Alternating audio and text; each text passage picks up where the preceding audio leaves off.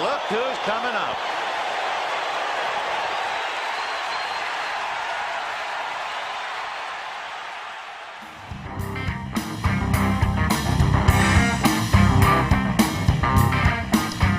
Alrighty, it is just before 5 o'clock Eastern Time, 2:57 in the Mountain Time Zone where I'm located and my next guest is located. This is Ultimate Fantasy Sports Daily. My name is Dean Millard. Thank you very much for being a part of the show. If you missed anything earlier, we had our starts and sits for the Browns and the Steelers game. We'll circle back on that a little bit later. Also, Marty Murray joined us, GM of the Brandon Wheat Kings. Those will be uploaded to YouTube, as will our next guest, Guy Flaming from the Pipeline Show, and our third guest today, Mike Amato from Dauber Hockey. But right now, it is my distinct pleasure to bring in a good friend of mine, Guy Flaming of the Pipeline Show. Hey, man, how are you? I'm doing fantastic, Dino. Great to see you again. Yeah, it is awesome. And we're going to see each other at the rink because the WHL season is just about upon us. And I'm excited. I mean, this year for the WHL, not only is like there's going to be so much talk about Conor Bertard, but I was just talking to Marty Murray. They could have 4 top 10 picks in the East Division alone of the WHL. So it's a really good crop, I think, at the top end for the WHL. What do you think? Yeah, it's a banner year for the WHL. I can't remember a year where we've had this much hype this early for players out of the Western Hockey League, which is great to see. There's a couple of guys out of the just Western Canadians, like Matthew Wood, playing in the BCHL and players like that. But yeah, no, the WHL, it's a strong year when it comes to the NHL draft. Yeah, and that's always an exciting thing. Obviously, one of the 4 majors that you have and that we used to do on the Pipeline Show is the draft, and I guess it's the last one. Well, I guess this year, one of those majors was in the summertime, so it was a really weird season. I mean, I was at some of those games. That was bizarre. It was freezing, and it was bizarre to see Canada playing in such weird surroundings. But we'll have much more of a World Junior, normal World Junior this year. Do you think the WHL will have a dominant focus on that team as well, like they are with? Sometimes it's a 19-year-old tournament, so you don't see a lot of draft eligible kids make that team. Yeah. But do you think we'll see a strong component on the World Junior team? I think you might see 2 goaltenders out of the Western Hockey League, although Ben Goudreau is in the mix there as well out of the OHL. So there could be an even split there, but potential is there for both goalies out of the Western Hockey League. But I think it'll be fairly evenly split over the 3 CHL leagues, although the Q usually takes a back seat to the OHL and the Dub. In a lot of respects, and with the World Junior team, no exception. I think it'll be like next year and the year after that where we see really strong WHL. It might be like you might have 12 skaters from the WHL on those teams. Yeah, and one of them won't be Conor Bertard because he'll be in the NHL already. So that shows you how good it can be. And, you know, the Western Hockey League, obviously, it's cyclical. We were fortunate to watch Edmonton, Portland 3 straight years. And then, there's a dip and then they come back. And, Seattle, came close to getting to the Memorial Cup a few years back, losing to Brandon. Last year, they lose to the Edmonton Oil Kings. And this year, the Memorial Cup is in Kamloops. So we know one WHL team is going to be there. Who do you think the other WHL team will be that will join Kamloops this year, Guy? A lot of hockey still to be played, and you know that there'll be a lot of movement with rosters. But right now, my pick would be the Seattle Thunderbirds to get back there again. The T-Birds were in the WHL final against the Oil Kings last year. They still, to me, they have players at every position. The defense might be an area where it's not a lot of name brands on there, or not a lot of household names. Kevin Korchinski, for sure, and Jeremy Hansel, I think, are both players that most junior hockey fans at least will recognize. But I think if they're going to make some deals along the way, and you should expect that they will, I would expect that it would be on the blue line where they would bring in a guy or two, much like the Oil Kings did last year when they picked up Caden Gooley and Luke Prokop. Those are the kind of moves that contenders make, and I think Seattle could do that this year with their blue line. Right now, you can look at Winnipeg and you can look at Moose Jaw in the East, and Kamloops and Seattle in the West, and You can never count out teams like Kelowna and Portland because they're always plucky and competitive, and the Everett Silvertips, sure. But right now, Seattle would be my pick. And that would mean Seattle is upsetting Kamloops on the way to the Memorial Cup, which, let's be honest, we see that quite often. There's not a lot of host teams that really run the table. I mean, and honestly, I said this way back when we were hosting the Pipeline Show. If you're hosting the Memorial Cup, getting to the second round or the third round even is probably fine. You get a little bit of a break, then you retool. You certainly don't want to be St. John and fire your coaching staff, although worked pretty well for Gardner McDougall and everybody. But worked. Yeah, it did, strangely. But getting that break, and you don't want to lose in the first round because you got so much time off. But playing to the end and winning the league sometimes backfires because you're so worn out. Yeah. It's true. That would be the downside of being the champion and hosting at the same time. And listen, St. John getting knocked out in the first round was an upset. That wasn't supposed to happen. You think back to like when Saskatoon hosted, them being knocked out in the first round wasn't a big shocker because they weren't that strong of a host team. But for the most part, it doesn't happen very often where the host is a contender and get eliminated that early. So it's not like it's a strategy, really, but it's the silver lining to that for sure is you get tons of rest. But to your point, you don't necessarily want to have that big break, but you're not exactly disappointed if you're, extremely disappointed. Sure, you want to win the championship, the league championship, but if you fall around short, you're okay with that too because you get well rested. The worst part, I guess, would be getting to the final and getting eliminated, and then you get no rest and you're not the champ. Yeah, exactly. And you're going in as the host and you have injuries. Yeah. I mean, we saw what happened to the Edmonton Oil Kings in 2013 when they lost Griffin Reinhart in that final. And even Laurent Brossoit wasn't healthy going into the Memorial Cup in 2012. So it does certainly catch up to you. But let's talk about the rest of the league and 4 divisions in the East, Central, BC, and US. Who do you think the top teams will be out of those 4 divisions? Well, we'll start with the U.S. division. I've already picked Seattle to be my team, so no question for me that it's the T-Birds. Give a bit of a shout-out again to Portland and Everett. I don't think Spokane or Tri-City are in the mix this year just yet. In the BC division, I think it is the hosts, and I expect they'll make some changes along the way. The reason I picked Kamloops or Seattle over Kamloops at this point is goaltending. The Blazers start the season without really a whole lot of experience. Dylan Ernst is their guy right now, but he's a youngster, hasn't played a whole lot. I mean, he was the backup to Dylan Grand, and you can understand with Grand, he's not going to have played a whole lot. So bit of a question mark there. Not to say that he can't do it, but he hasn't had to do it yet. So until he does, he hasn't. So that would be the difference in my opinion. So, but I still have Kamloops as the best team in the BC division, and I expect they'll probably make a bunch of changes between now and the January 10th deadline. In the Eastern Conference, I think everybody's looking at Winnipeg and Moose Jaw as the top 2 teams, not just in the East Division, but in the Eastern Conference. And it might be a coin flip right now for me between those 2 clubs. I think I'd give a slight edge to Winnipeg.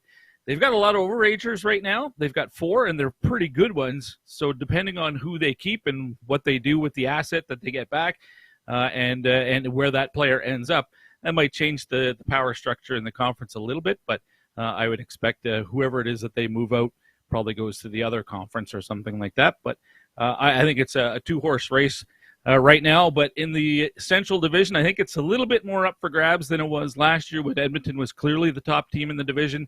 I think I would have Red Deer there, but much like Kamloops, no experience in net, or virtually none. Actually, Red Deer has no experience, no games played for either goaltender that they're starting the season with, as their starting netminder Chase Coward out with illness. So I think he has a heart problem. I could be wrong on that, but so he's got to get that corrected, or he might be done. So right now, the Rebels entering the season with 0 games experience with both of their goaltenders. So that would be the big question mark for the Rebels. Yeah, indeed. At such a key position to rely on a young player is always going to be really, or an inexperienced player for sure. Guy Flaming is the host of the Pipeline Show, and he's joining us.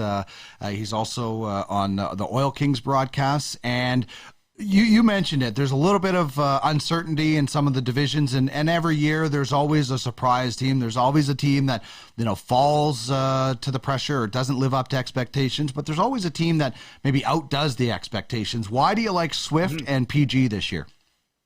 Well, Swift for sure, because they missed the playoffs last season, so I don't think there are a lot of people across maybe casual fans who are looking at them as being a team that's going to vault themselves up the standings a whole bunch. They had 5 drafted players last year at the NHL draft, and they, including Reed Dick, who's their goaltender, drafted by Boston. But then they brought in Gage Alexander from the Winnipeg Ice, who's a couple years older. He's also drafted by the Anaheim Ducks. He's one of those 20-year-olds that Winnipeg had to get rid of, and lands in a good spot there in Swift. So they've really shored up their goaltending position, and they were a young team last year, just couldn't get into the playoffs, but a lot of experience down the stretch playing some meaningful hockey. I think that's a team that's poised to take a big step in a division where I think some teams are coming back to them, including the Oil Kings. So will Swift move from outside of the playoffs to second? Might be a lot to expect, but I'm not going to put it past them either. And PG?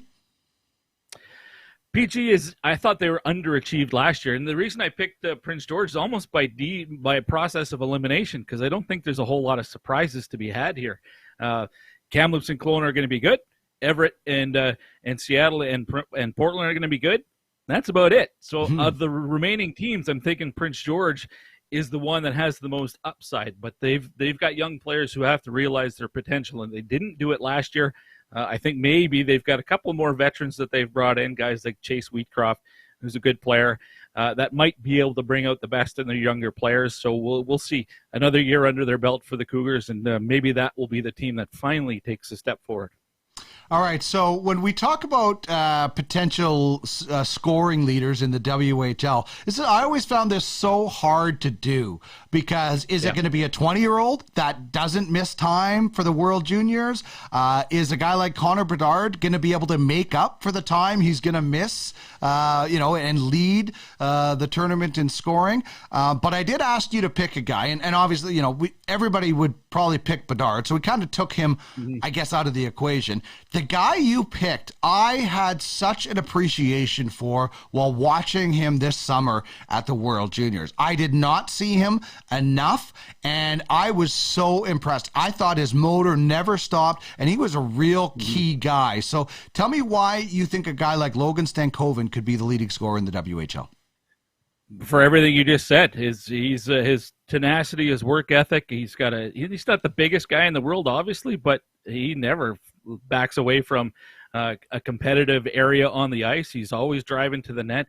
He's got terrific hands and can shoot the puck. Man, that guy can bury the puck from anywhere on the ice. It seems like he's really crafty, and he had a great run last year where he was putting up a ton of points. So I think.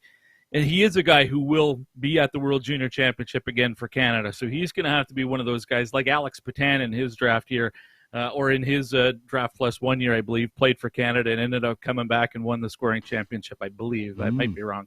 But I think Stankovan can be that kind of guy as well. And, but you're right.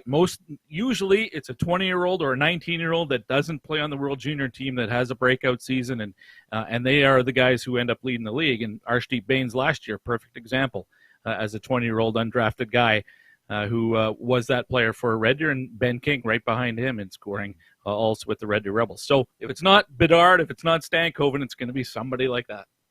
And Stankovan he's about to be vaulted into this national stage on the World Juniors and the Memorial Cup, because Kamloops is hosting. Yep.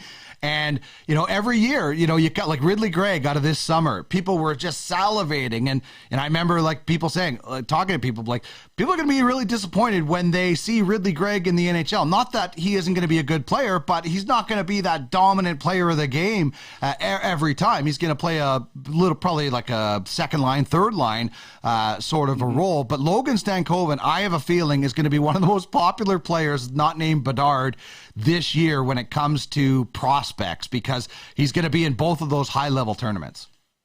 And he's an easy guy to cheer for. I think the small guys who just find a way instantly become crowd favorites, right, or fan favorites, because it's easy to pull for the underdog. And when you're playing a big man's sport like that, and yet you're having success when you're 5'8" and whatever he is, 160, 180 pounds, maybe, that's easy to cheer for. So, yeah, he's going to have a lot of fans, whether it's in Kamloops or with the Dallas Stars or with Team Canada.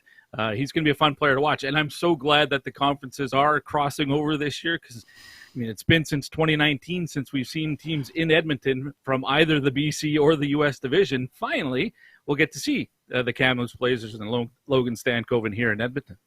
So, the owner of the Dallas Stars also owns the Kamloops Blazers, so that they know what the priority is, and obviously, right. Kamloops has a ton of picks. We're going to get to our next question about Conor Bertard in a second, but Kamloops, with all their picks they have, is going to be loading up in some capacity to give Stankovan and everybody some help. Well, you would have to think so. And I mentioned goaltending as an area where they don't really have a marquee name yet. And listen, I don't expect a guy like Sebastian Cossa to be coming back to the WHL. He's a signed 20-year-old. He should be in the American League or at the UCHL level. But if, for some reason, a guy like that was to be sent back to the Oil Kings, it's a team like Kamloops that would be vying for his services, and I don't think the Oil Kings would have any problem at all getting a pretty hefty price for him. But Kamloops can pay that price. And as you mentioned, whether it's Conor Bertard or somebody else, you'll even look at their defensive core. They've got some good players. They already went out and picked up Kyle Masters from the Red Deer Rebels, but it cost them a good player, and Mats Lindgren. So maybe they're still in the market to address their defense, because I don't think Lindgren and Masters are the same player. Lindgren much more offensive, Masters more of a two-way guy, and maybe leans even a little bit more on the defensive side, which is good if you're a team vying for the Memorial Cup title this year. You need guys like that for sure, but they might want an offensive defenseman, and maybe there's one out there that they can find from a team that's struggling to make the playoffs. Or, if it's Conor Bertard, you instantly go from a contender to odds-on favorite if you're a team like Kamloops that picks him up. 100%. It's whatever team Bertard lands on, if he gets traded to, becomes a contender for that Memorial Cup. And Stankovan last year was already so good, 45 goals, 59 assists in that amount of games. It's incredible. I did ask you about Conor Bertard, and so I asked you where you think Conor Bertard will end the season. Tell me why you think he's not going anywhere. I just have a hard time seeing Regina getting the price that they want and bailing. I think they're going to be close enough to the playoff picture that they're going to keep them, and they're going to try to make it happen down the stretch. Right now I don't know if they're good enough to make the playoffs as is.